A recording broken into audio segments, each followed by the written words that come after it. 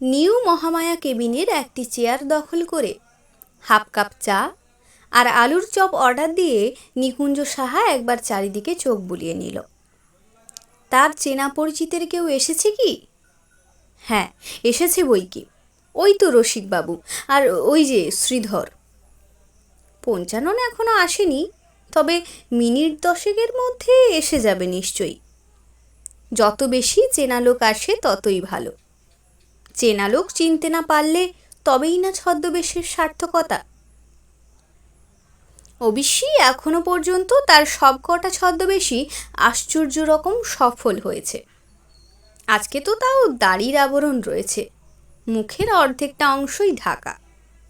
বয়সও বাড়িয়ে নিয়েছে নিকুঞ্জ অন্তত বছর 25। গতকালের মেকআপ ছিল একটি ছোট্ট প্রজাপতি মার্কা গোঁফ, আর সেই সঙ্গে প্লাস্টিসিনের সাহায্যে নাকের শেপটা বদলানো। কিন্তু হাবভাব, হাঁটাচলা, গলার স্বর এমনই চতুরভাবে পাল্টে নিয়েছিল নিকুঞ্জ যে তার 10 বছরের আলাপি পঞ্চাননই তার কাছ থেকে দেশলাই ধার নেওয়ার সময়ও তাকে চিনতে পারেনি। নিকুঞ্জ অসম সাহসের সঙ্গে কয়েকটা কথাও বলে ফেলেছিল। আপনি ওটা রাখতে পারেন, আমার কাছে আরেকটা দেশলাই আছে। পঞ্চানন গলার স্বর শুনেও চেনেনি। একেই বলে আর্ট। নিকুঞ্জ সাহার আর সব শখ চলে গিয়ে এটাই পোক্তভাবে রয়ে গেছে। শুধু রয়ে গেছে না, উত্তরোত্তর বেড়ে গিয়ে শখটা নেশায় পরিণত হয়েছে। তার হাতে এখন সময়ও অঢেল। আগে একটা চাকরি ছিল, কলেজ স্ট্রিটে ওরিয়েন্ট বুক কোম্পানিতে সে ছিল সেলসম্যান। সম্প্রতি তার এক জ্যাঠামশাই শেয়ার মার্কেটে অনেক টাকা করে গত হয়েছেন। তার নিজের সন্তান ছিল না, স্ত্রীও মারা গেছেন 72-তে। নিকুঞ্জকে তিনি উইল করে যে টাকা দিয়ে গেছেন তার ব্যাংকের সুদ হয় মাসে 750। কাজেই সেলসম্যানের চাকরিটা সে অক্লেশে ছাড়তে পেরেছে। এই জ্যাঠাই বলতেন, বই পড়ো নিকুঞ্জ, বই পড়ো। বই পড়ে না শেখা যায় এমন জিনিস নেই। স্কুলের দরকার হবে না, মাস্টারের দরকার হবে না, স্রেফ বই। লোকে এরোপ্লেন চালাতে শিখেছে বই পড়ে, এ কথাও শুনেছি। জ্যাঠা নিজে বই পড়ে দুটি জিনিস শিখেছিলেন, হাত দেখা আর হোমিওপ্যাথি। দুটোই তিনি বেশ ভালোভাবেই রপ্ত করেছিলেন বলে জানা যায়। নিকুঞ্জ তার কথা মেনে নিয়েই বই পড়ে শিখেছিল চামড়ার কাজ আর ফটোগ্রাফি। মাস 6 আগে কলেজ স্ট্রিটের ফুটপাতে মেকআপ সম্বন্ধে একটা মোটা আমেরিকান বই দেখে সে কেনার লোভ সামলাতে পারেনি। সেইটে পড়ে এই নতুন শখটা তাকে পেয়ে বসে। অথচ মেকআপের যেটা আসল জায়গা, থিয়েটার, সে সম্বন্ধে নিকুঞ্জর কোনো উৎসাহই নেই।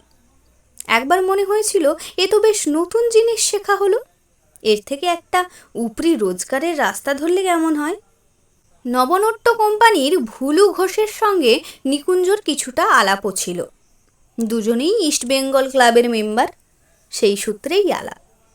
আমহার্স্ট স্ট্রিটে ভদ্রলোকের বাড়ি গিয়ে কথাটা পারতে ভুলু ঘোষ বললে, বেশ তো আছো নিকুঞ্জ, আবার থিয়েটার লাইনে আসার ইচ্ছে হলো কেন?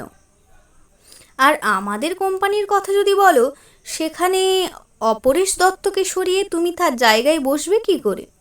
সে লোক আজ 36 বছর ধরে মেকআপ করছে, পুরো 8টি তার নখের ডগায়। তোমার 6 মাসের বিদ্যে শুনলে তো সে তোমার দিকে চাইবেই না, কথা বলা দূরের কথা। না হে, ওসব ভুলে যাও।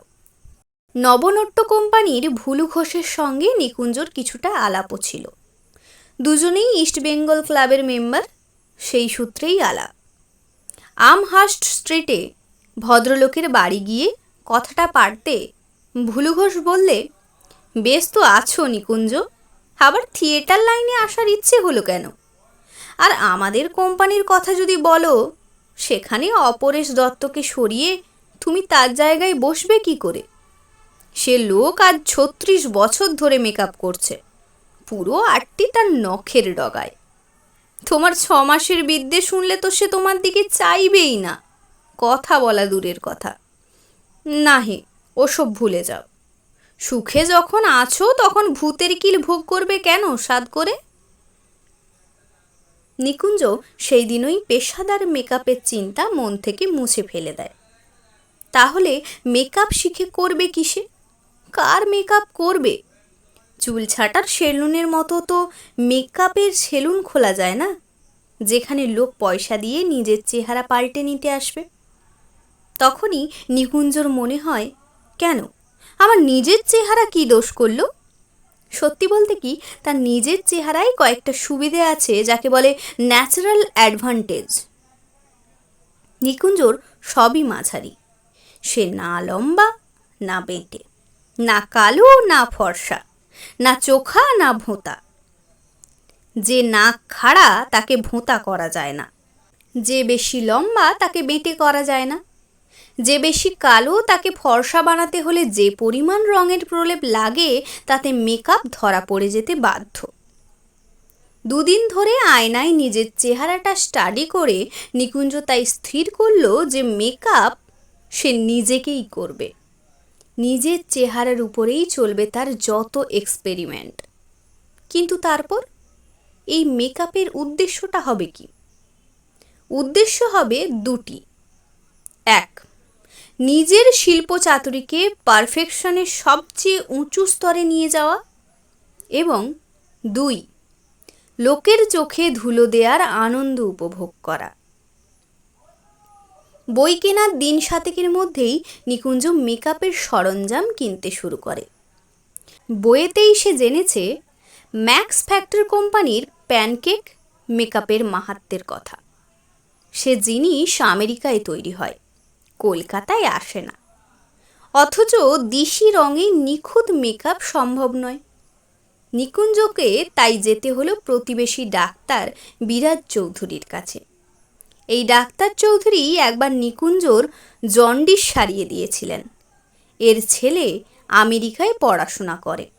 নিকুঞ্জ খবর পেয়েছে সে বোনের বিয়েতে শিগগিরই দেশে আসছে।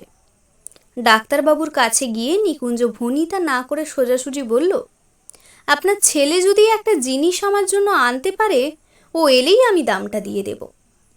কি জিনিস? জিজ্ঞেস করলেন ডাক্তার চৌধুরী। কিছু রং, মেকআপের রং। আমি নাম লিখে এনেছি, এখানে পাওয়া যায় না। বেশ তো, আপনি ডিটেলটা দিয়ে দিন, আমি ওকে পাঠিয়ে দেব। ম্যাক্স ফ্যাক্টরির রং এসে যায় 3 সপ্তাহের মধ্যেই।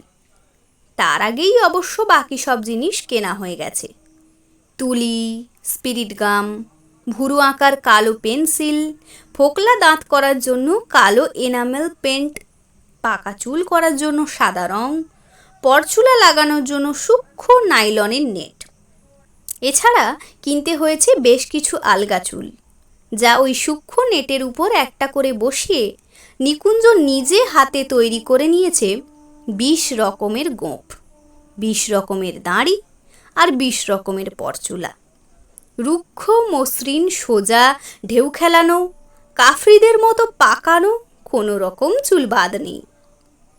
কিন্তু শুধু মুখ পাল্টালেই তো হলো না, সেই সঙ্গে পোশাক না বদলালে চলবে কি করে?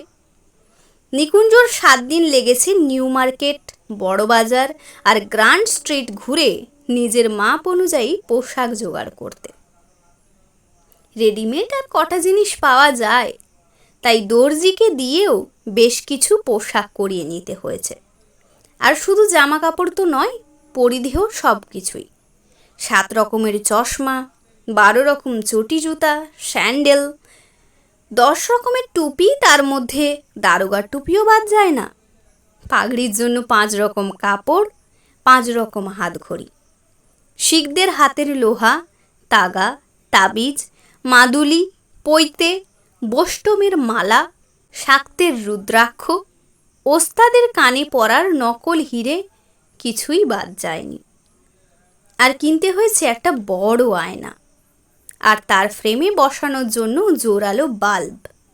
লোডশেডিংয়ে যাতে কাজ বন্ধ না হয়ে যায়, তার জন্য একটা ছোট্ট জাপানি জেনারেটরও কিনতে হয়েছে নিকুঞ্জকে। চাকর নিতাইকে সে শিখিয়ে দিয়েছে সেটা কি করে চালাতে হয়। কাজ শুরু হয় 16ই অগ্রহায়ণ। তারিখটা নিকুঞ্জ ডায়েরিতে লিখে রেখেছে। সকাল 8টা থেকে শুরু করে বিকেল 4:30 মেকআপ শেষ হয়। মোটামুটি মধ্যবিত্ত শ্রেণীর লোকেরই মেকআপ নিতে হবে, সেটা নিকুঞ্জ আগেই ঠিক করে রেখেছিল। রাস্তার ভিখিরি বা কুলি মজুর সেজে তো লাভ নেই, কারণ মেকআপ উতরেছে কিনা সেটা পরীক্ষা হবে নিউ মহামায়া কেবিনে।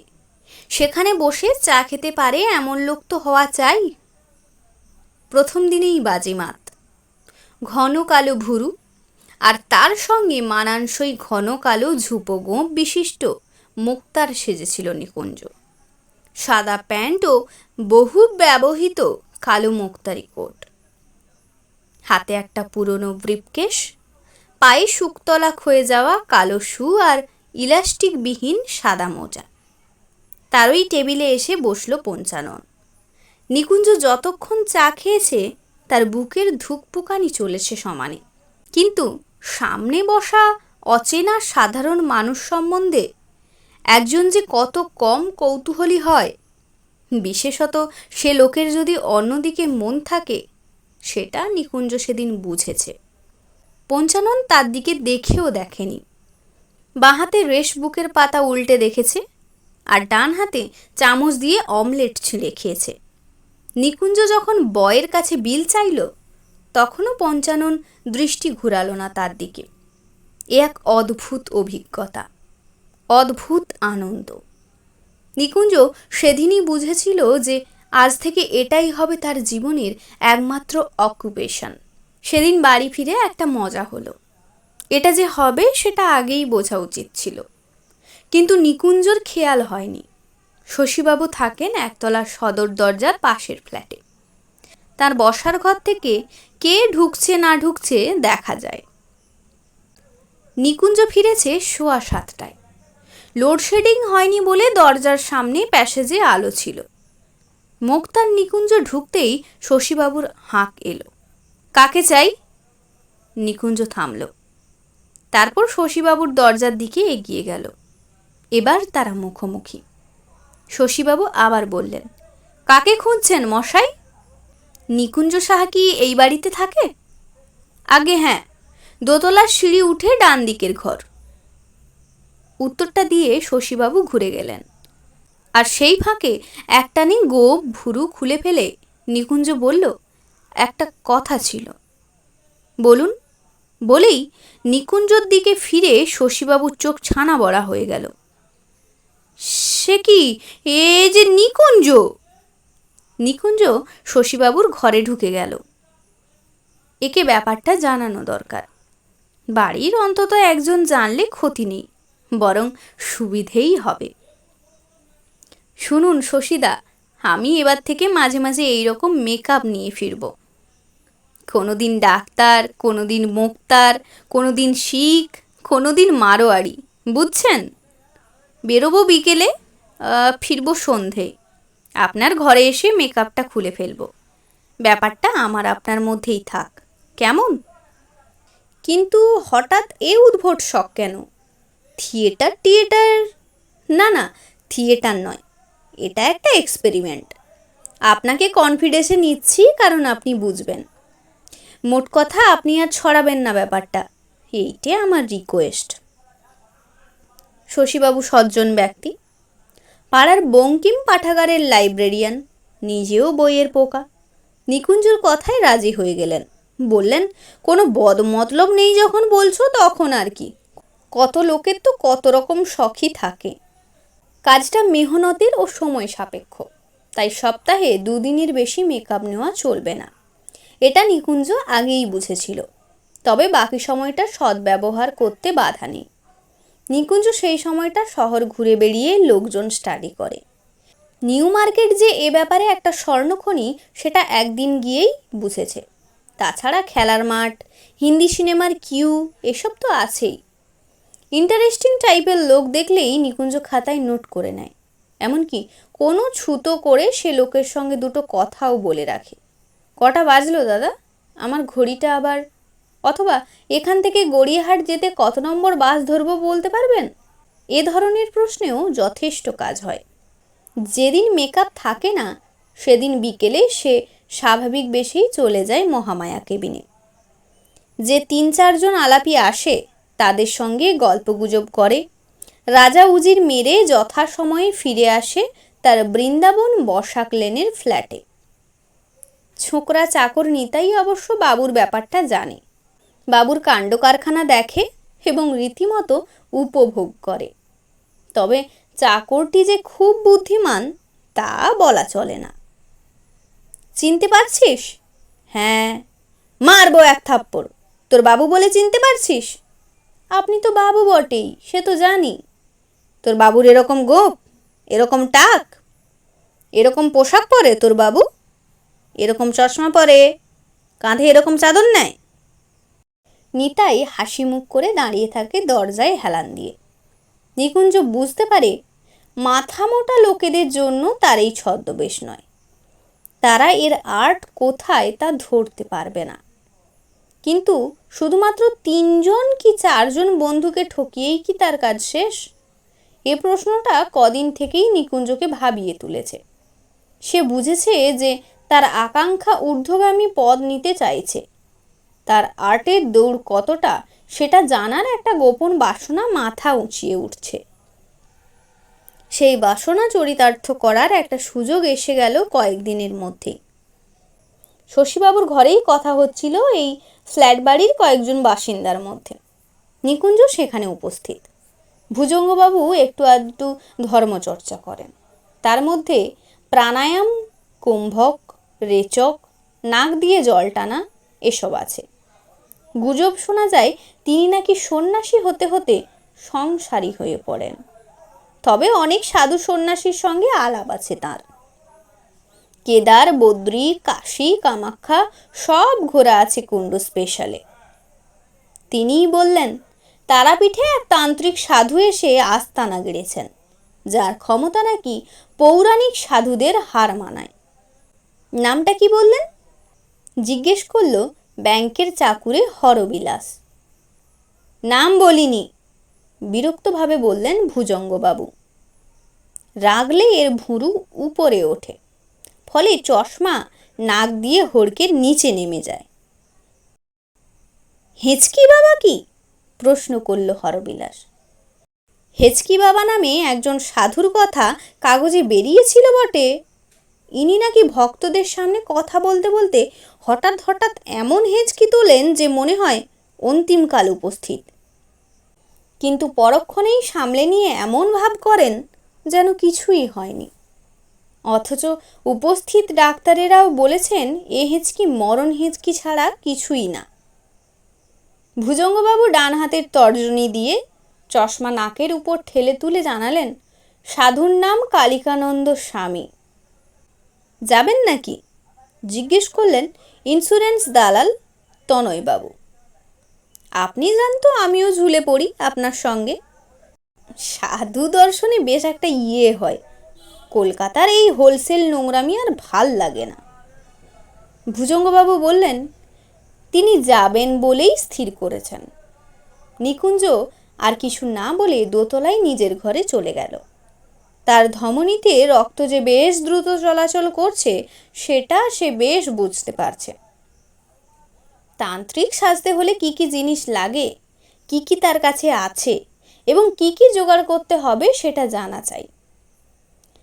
তাক থেকে বঙ্কিম গ্রন্থাবলী নিয়ে কপালকুণ্ডল আর তান্ত্রিকের বর্ণনাটায় একবার চোখ বুলিয়ে নিল নিকুঞ্জ।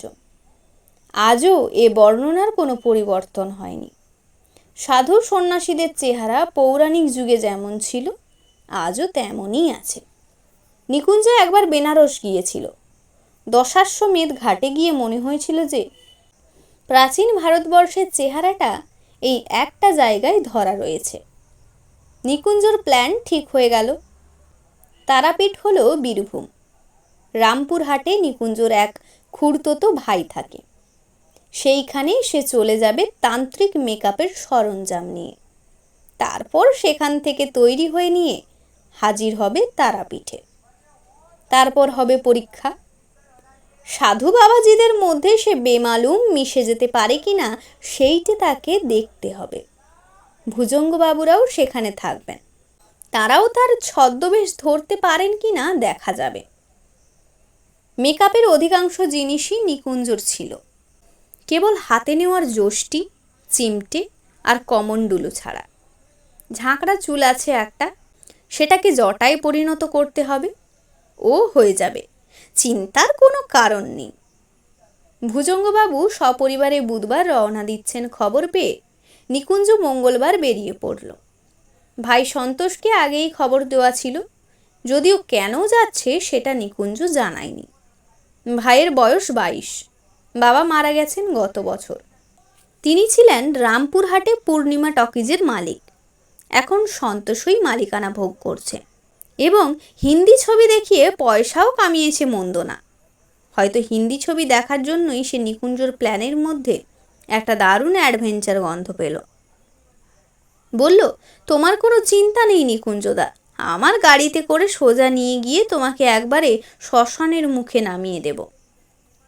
নিকুঞ্জর খেয়াল ছিল না যে তারাপীঠের শ্মশানেই হচ্ছে মন্দির, আর শ্মশানেই যত সাধুর আস্তানা। সন্তোষ বলাতে মনে পড়ল, তারাপীঠের বিখ্যাত সাধু বামাখ্যাপা তো শ্মশানেই সাধনা করতেন। ঠিক কথা। বৃহস্পতিবার দিন ভোর থেকে মেকআপ শুরু করে দিল নিকুঞ্জ। দাড়ি, গোঁফ, জটা লাগানোর সঙ্গে সঙ্গে তার পরিচয় লোপ পেল। তারপর কপালে চন্দনের প্রলেপ আর লাল ফোঁটা দিয়ে, গলায় 3 গাছি বড় বড় রুদ্রাক্ষের মালা পরে, গায়ে গেরুয়া বস্ত্র চাপানোর সঙ্গে সঙ্গে সন্তোষ তড়াক করে লাফিয়ে উঠে ঢিপ করে এক প্রণাম করল নিকুঞ্জকে। ওফ নিকুঞ্জদা, এ যা হয়েছে না! কার বাপের সাধ্যি তোমাকে চেনে? নেহাত তোমার সামনে দাঁড়িয়ে আছি বলে, নইলে আমিও বমকে যেতুম। এই কমাসে হাত পেকেছে, তাই দুপুর 2:30-এর মধ্যে মেকআপ হয়ে গেল। চিমটে কমণ্ডল নতুন কেনা, তাই তাদেরও একটু মেকআপ করে পুরনো করে নেওয়া হলো। 4টের মধ্যে সম্পূর্ণ তৈরি নিকুঞ্জ সাহা ওরফে ঘনানন্দ মহারাজ। একটা নাম না দিলে চলে না, যদিও নিকুঞ্জ মাঝে মাঝে বম বম ছাড়া কথা বলবে না বলেই স্থির করেছে।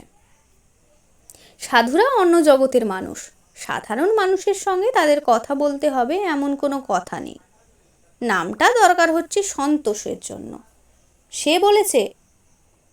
সেই বলেছে, নিকুঞ্জদা, তুমি যখন গাড়ি থেকে নামবে লোকে তো ঘিরে ধরবেই, তখন যদি জিজ্ঞেস করে কে, তার জন্য একটা নামের দরকার। ঘনানন্দ দিব্যি গম্ভীর নাম। সন্তোষ এখন নিশ্চিন্ত। সন্তোষ সচরাচর নিজেই গাড়ি চালায়, কিন্তু এবার সে একটা ড্রাইভার সঙ্গে নিল। বলল, আমাকে সাধু বাবার সঙ্গে ঘোরাঘুরি করতে হবে, গাড়িটা কিন্তু আপনার জিম্মায় থাকবে। একটা কথা নিকুঞ্জ সন্তোষকে না বলে পারল না। ওখানে পৌঁছানোর পর আমি কিন্তু একা হয়ে যেতে চাই। আমার লক্ষ্য হবে কালিকানন্দ। তার আশেপাশে আরও 5 জন সাধু বাবা কি থাকবে না? নিশ্চয়ই থাকবে। আমি সেই দলে গিয়ে ভিড়ব। তুই বরং আলগা থেকে ভক্তদের দলে গিয়ে বসে পড়িস। তোমার কোনো চিন্তা নেই নিকুঞ্জদা। সন্তোষের গাড়ি যখন তারাপীঠ শ্মশানে পৌঁছলো, তখন সূর্য ডুবতে আরও আধ ঘন্টা বাকি। আর 5টা পীঠস্থানের মতো এখানেও লোকের ভিড়, পাণ্ডার ভিড়। পথের দুধারে লাইন করা দোকানে গাঁদা ফুল, আবির, কুমকুম, বই, ক্যালেন্ডার, চা, বিস্কুট, তেলে ভাজা, মাছি বসা, জিলিপি ইত্যাদি সবই রয়েছে। নিউ মহামায়া কেবিনের পর নিকুঞ্জর এখানে এসে এক আশ্চর্য নতুন অভিজ্ঞতা হলো। গেরুয়া পরা লোক দেখলেই লোকের মনে যে কি করে ভক্তিভাব জেগে ওঠে, সে এক আশ্চর্য ব্যাপার। গাড়ি থেকে নামা মাত্র নিকুঞ্জ দেখল যে গড় করা শুরু হয়ে গেছে। ছেলে, বুড়ো, মেয়ে, পুরুষ কেউ বাদ নেই। আপনা থেকেই আশীর্বাদের ভঙ্গিতে নিকুঞ্জর হাতটা উঠে সামনের দিকে এগোতে শুরু করলো। শেষে এমন হলো যে হাত টেনে নেওয়ারও অবসর নেই। পাশে সন্তোষ না থাকলে তাকে বোধহয় এই জায়গাতেই আটকে পড়তে হতো। দাদা সরুন, মা পথ দিন, এই করে সন্তোষ কোনো মতে একটা অপেক্ষাকৃত জনবিরল জায়গায় নিয়ে গিয়ে ফেলল নিকুঞ্জকে। এখানে চারিদিকে সাধুর অভাব নেই, ফলে আলাদা করে নিকুঞ্জর দিকে লোকের দৃষ্টি পড়ার কোনো কারণ নেই। এদিক ওদিক চোখ ঘুরিয়ে নিকুঞ্জ দেখল যে কিছু দূরে একটা বটগাছের নিচে একটা ভিড় দেখা যাচ্ছে। গেরুয়া ছাড়াও অন্য রং রয়েছে সেখানে। সন্তোষ বলল, আপনি একটু দাঁড়ান, আমি দেখে আসছি ওইখানেই কালিকানন্দ বসেছেন কিনা। ওর সামনে আপনাকে পৌঁছে দিয়ে তবে আমার কাজ শেষ। আমি আপনাকে চোখে চোখে রাখব, তারপর যখন যাওয়ার ইচ্ছে হবে তখন আমাকে ইশারা করলেই আমি বুঝতে পারবো। সন্তোষ দেখে এসে ফিসফিস করে জানালো, ওই ভিড়টা কালিকানন্দের জন্যই বটে। আপনি সোজা এগিয়ে যান নিকুঞ্জদা, কুছ পরোয়া নেই। পরোয়া নিকুঞ্জর এমনিতেও নেই। সে এখানে এসে অবধি অত্যন্ত সহজ বোধ করছে, সেই সঙ্গে একটা পরম তৃপ্তির ভাব। মেকআপে তার জুড়ি কেউ নেই সে বিশ্বাসটা তার মনে আজ পাকা হয়েছে। নিকুঞ্জ এগিয়ে গেল ভিড়ের দিকে। পথে দু একজন গড় করল। নিকুঞ্জ যথারীতি হাত বাড়িয়ে আশীর্বাদ করল। উদাত্ত কণ্ঠে উচ্চারিত বাণী কিছুক্ষণ থেকেই শোনা যাচ্ছে। নিকুঞ্জ এগোনোর সঙ্গে সঙ্গে শব্দ ক্রমশ জোর হয়ে আসছে। আরেকটু এগিয়ে যেতেই সে দেখতে পেল কালিকানন্দকে। বাঘের মতো চেহারা বটে, এবং বাঘছালের উপরেই বসেছেন তিনি।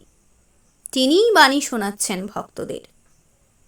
সবই ঘেঁদো কথা, কিন্তু বলার ঢঙে বিশেষত্ব আছে, আর সেই সঙ্গে চোখের দৃষ্টিতেও। মণিকে ঘিরে যে সাদা অংশ সেটা সাদা নয়, গোলাপি। গাঁজা খাওয়ার ফল কি? হতেও পারে।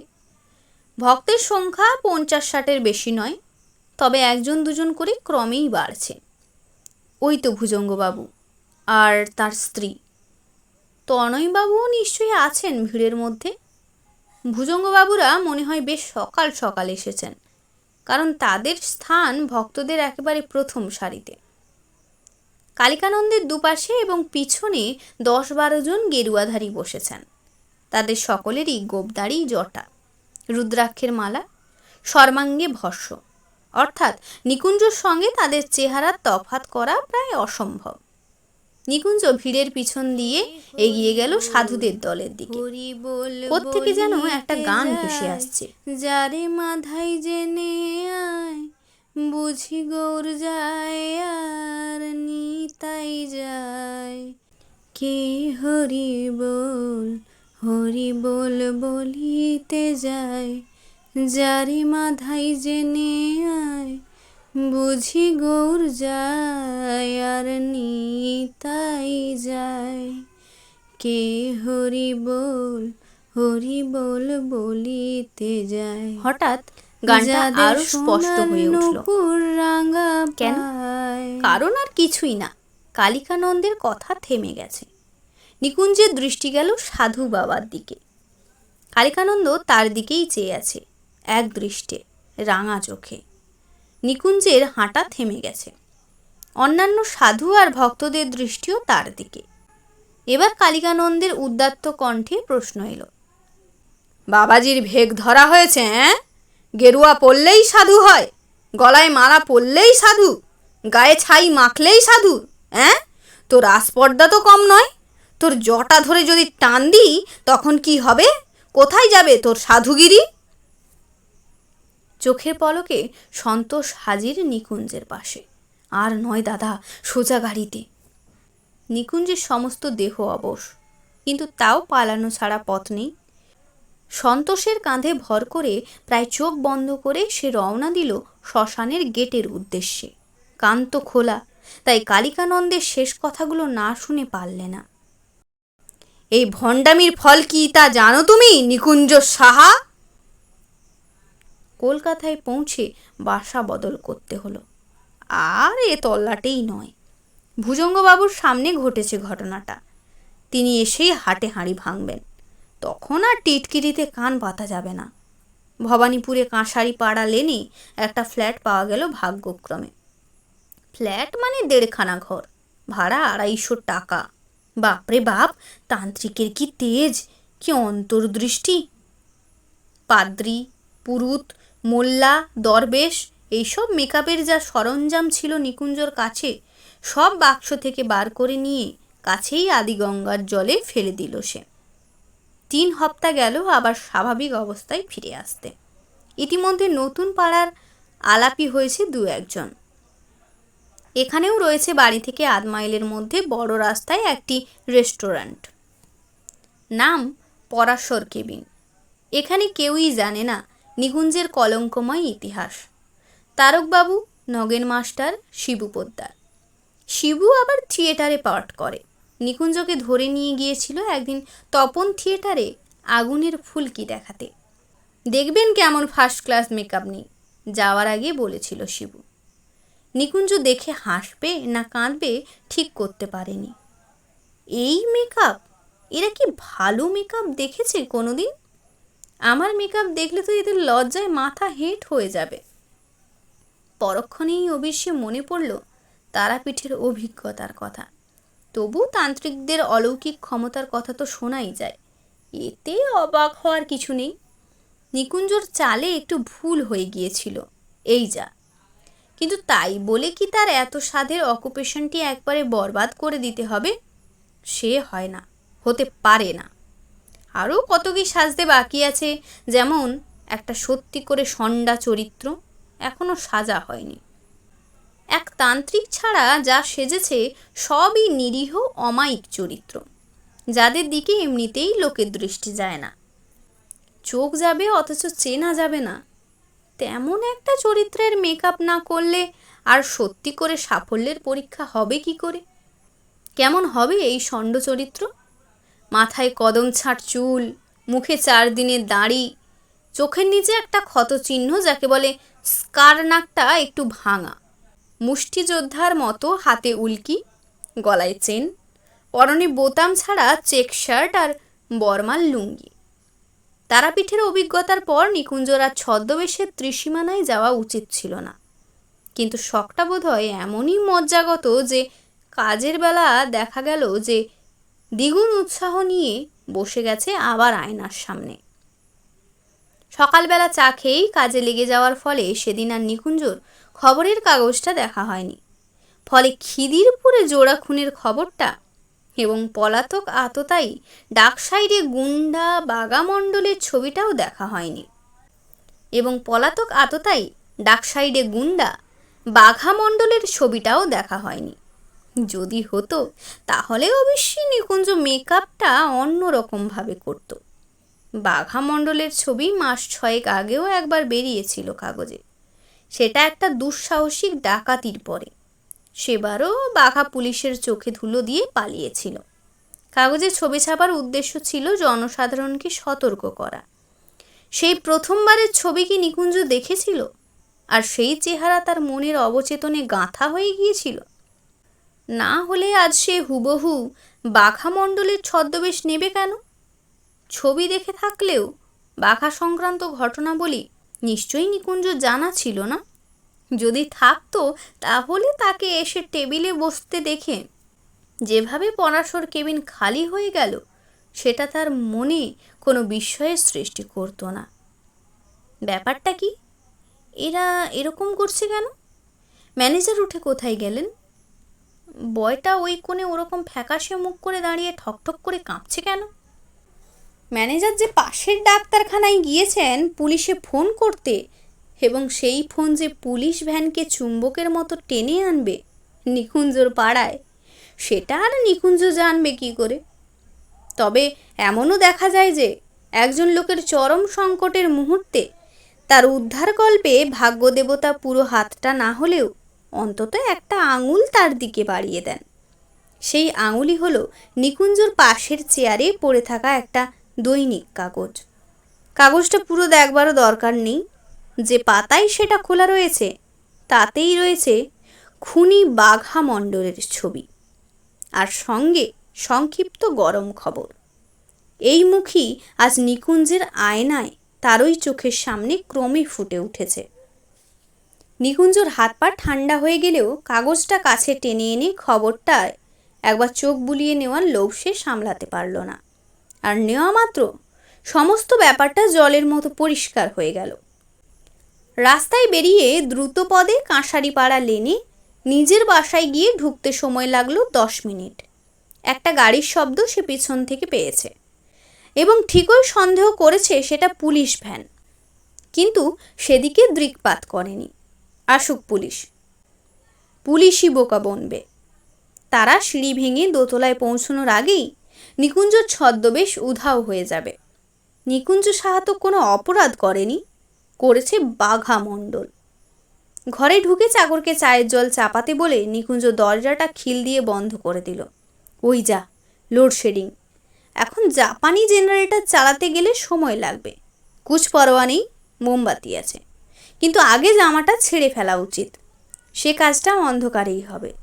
নিকুঞ্জ এক নিমিষে লুঙ্গি, শার্ট, কালো কোট ছেড়ে খাটের উপর ছুঁড়ে ফেলে এক ঝটকায় আলনা থেকে পায়জামাটা নামিয়ে নিয়ে সেটাকে পরে ফেলল। তারপর দেশলাইয়ের আলোয় মোমবাতিটা দেরাজ থেকে বের করে সেটাকে জ্বালিয়ে টেবিলের উপর রাখল। এখনও পুলিশ ভ্যানের কোনো শব্দ নেই। পুলিশ হয়তো পাড়ায় নেমে খোঁজ নিচ্ছে কোন বাড়িতে ঢুকেছে বাঘা মণ্ডল। এ বাড়ির লোক অন্তত তাকে ঢুকতে দেখেনি। সামনের বা আশেপাশের বাড়ির কথা নিকুঞ্জ জানে না। এসব চিন্তার মধ্যেই নিকুঞ্জ হাত চালাতে শুরু করলো। প্রথমে নকল গোঁফ। নকল যদি হবে তো টানলে খোলে না কেন? স্পিরিট গাম দিয়ে আটকানো গোঁফ তো একটানেই খুলে যায়। তবে মোমবাতিটা মুখের কাছে এনে আয়নার দিকে ঝুঁকতে নিকুঞ্জ রক্ত জল হয়ে গেল। এ গোঁফ তো নকল বলে মনে হয় না। এ যে তার চামড়া থেকেই গজিয়েছে। আঠার কোনো চিহ্ন তো এ গোঁফে নেই। এ পরচুলাও তো পরচুলা নয়, এ যে তার নিজেরই চুল। এমনকি 4 দিনের যে গজানো দাড়ি, যে দাড়ি সে একটি একটি করে গালে লাগিয়েছিল, তাতেও তো কৃত্রিমতার কোনো চিহ্ন নেই। আর চোখের তলার ওই ক্ষতচিহ্ন, কোন ক্ষণজন্মা মেকআপ শিল্পীর ক্ষমতা এমন ক্ষতচিহ্ন তৈরি করে রং তুলি, আঠা আর প্লাস্টিসিনের সাহায্যে? এ তো সেই 19 বছর আগে অ্যান্টালির গাঁজা পার্কে বদ্রু শেখের সঙ্গে হাতাহাতির সময় ছুরির আঘাতের ফলা। বাঘা তখন বাঘা হয়নি, তখন সে রাধু মণ্ডল, বয়স 21, সবে গুন্ডামিতে তালিম নিচ্ছে মেঘনাথ রক্ষিতের কাছে। দরজা ভেঙে ঢুকতে হলো পুলিশকে। মাটিতে অবচেতন অবস্থায় পড়ে থাকা বাঘা মণ্ডলের দিকে টর্চ ফেলে দারোগা চাকর নিতাইকে জিজ্ঞেস করলেন, এই লোক কি এই বাড়িতেই থাকে? আগে হ্যাঁ, উনি তো আমার মনিব। কি নামে জানো ওকে? নিকুঞ্জবাবু, সাহাবাবু। ভদ্রলোক সাজা হয়েছে, বাঁকা হাসি হেসে বললেন দারোগা বাবু। তারপর কনস্টেবলের দিকে ফিরে বললেন, ওকে ধরে বেশ করে ঝাঁকাও তো দেখি, হুঁশ ফিরুক, তারপর বাকি কাজ। রিভলভার বার করে তাক করে রইলেন দারোগা বেহুশ আততায়ীর দিকে। ঝাঁকানি দিতেই প্রথমে বাঘা মণ্ডলের চুলটা খসে মাটিতে পড়ল, তারপর গোঁফটা। তার প্লাস্টিসিন দিয়ে সযত্নে তৈরি ক্ষতচিহ্ন ও নাকের বাড়তি অংশটা উঠে এলো নেট সমেত। ততক্ষণে অবশ্যই নিকুঞ্জ সাহার জ্ঞান ফিরেছে। কাপালিকের ধমকানিতে যে কাজ হয়নি, আজ পুলিশের শাসানিতে তা হলো। নিকুঞ্জ এখন বই পড়ে মৃৎশিল্প বা ক্লে মডেলিং শিখছে। গঙ্গা কাছেই, নিতাই সেখান থেকে মাটি এনে দেয়। নিকুঞ্জর ইচ্ছা নিতাই হবে তার প্রথম মডেল।